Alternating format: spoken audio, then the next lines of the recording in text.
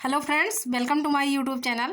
तो फ्रेंड्स, आज का हमारा वीडियो थॉर्नडाइक के सिद्धांत पर आधारित है, जो कि यूपी टेट, सी टेट तथा पीआरटी लेवल पर शिक्षक भर्ती की जितनी भी परीक्षाएं होती हैं, तो थॉर्नडाइक के सिद्धांत से एग्जाम में क्वेश्चन ज़रूर पूछा जाता है।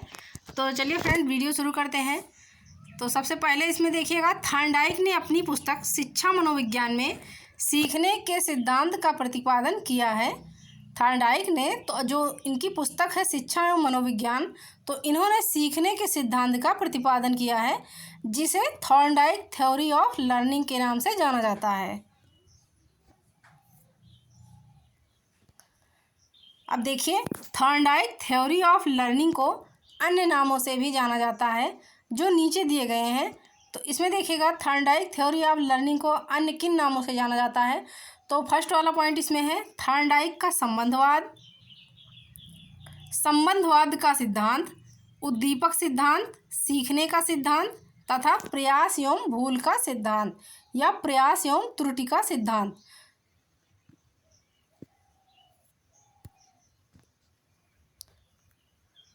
अब देखिए, थॉर्नडाइक थ्योरी ऑफ लर्निंग का अर्थ एवं व्याख्या देखिएगा।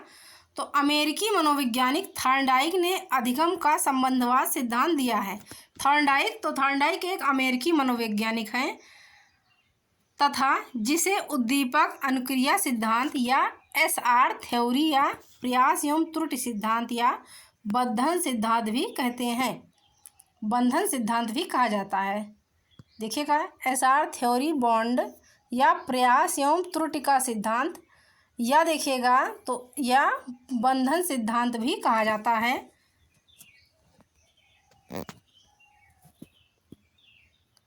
इस सिद्धांत के अनुसार किसी प्राणी के सामने जब कोई उद्दीपक प्रस्तुत होता है, तो प्राणी उसे प्रति अनुक्रिया करता है। यह अनुक्रिया तब तक करता है जब तक कि उसे संतुष्टि नहीं मिल जाती है। जिस अनुक्रिया से प्राणी को संतुष्टि प्राप्त होती है, उससे वह उस उद्दीपक का संबंध या बंधन बना लेता है।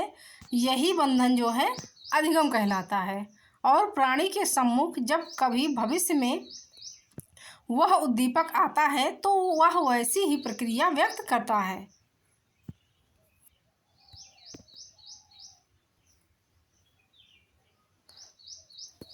अब देखिएगा, दो या दो से अधिक अनुभवों में संबंध स्थापित हो जाने के कारण इसे साहचर्य सिद्धांत भी कहा जाता है।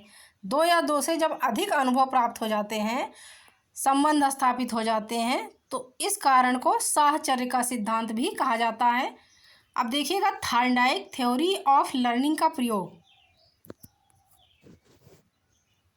तो थॉर्नडाइक ने बिल्लियों, चूहों, देखिएगा, थॉर्नडाइक ने बिल्लियों, चूहों तथा मुर्गियों के ऊपर अनेक प्रयोग करने के बाद सीखने का प्रयोगवाद अर्थात उद्दीपक अनुक्रिया सिद्धांत तथा सीखने के नियमों का प्रतिपादन किया है। इन्होंने अपना प्रयोग तो बिल्लियों, चूहों तथा मुर्गियों के ऊपर किया है तथा उद्दीपक अनुक्रिया सिद्धांत तथा सीखने के नियमों का प्रतिपादन इन्होंने किया है। अब देखिए, थॉर्नडाइक ने अपने सीखने के सिद्धांत का मुख्य प्रयोग तो भूखी बिल्ली पर किया है। इन्होंने जो अपने सीखने का सिद्धांत का मुख्य प्रयोग किया है, तो एक भूखी बिल्ली पर इन्होंने किया है। उसने एक भूखी बिल्ली को एक पिंजड़े में बंद कर दिया और पिंजड़े के बाहर एक तस्तरी में मांस का प्लेट इस प्रकार से रख दिया कि बिल्ली मांस को देख व सूंघ सके तथा मांस प्राप्त करने के लिए प्रयास करे। और पिंजड़े में भूखी बिल्ली को बंद करने पर वह पिंजड़े में इधर उधर दौड़ लगाई तथा देखिएगा, तरह तरह की उछल कूद की, अपने पंजों से छड़ों को तोड़ने का प्रयास किया। अंत में वह अनजाने में खटके को दबाने में सफल हो गई। उन्होंने कई बार प्रयास किया।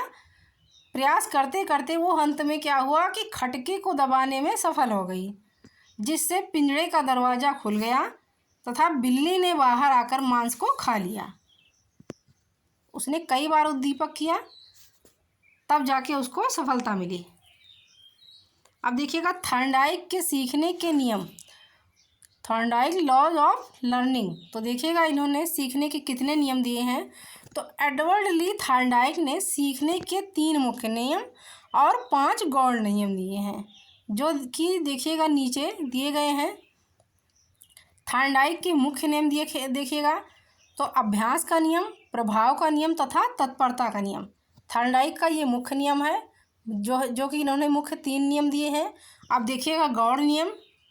तो थॉर्नडाइक के गौण नियम 5 नियम है। आप लोग ध्यान में रखिएगा, मुख्य नियम 3 है तथा गौण नियम 5 है।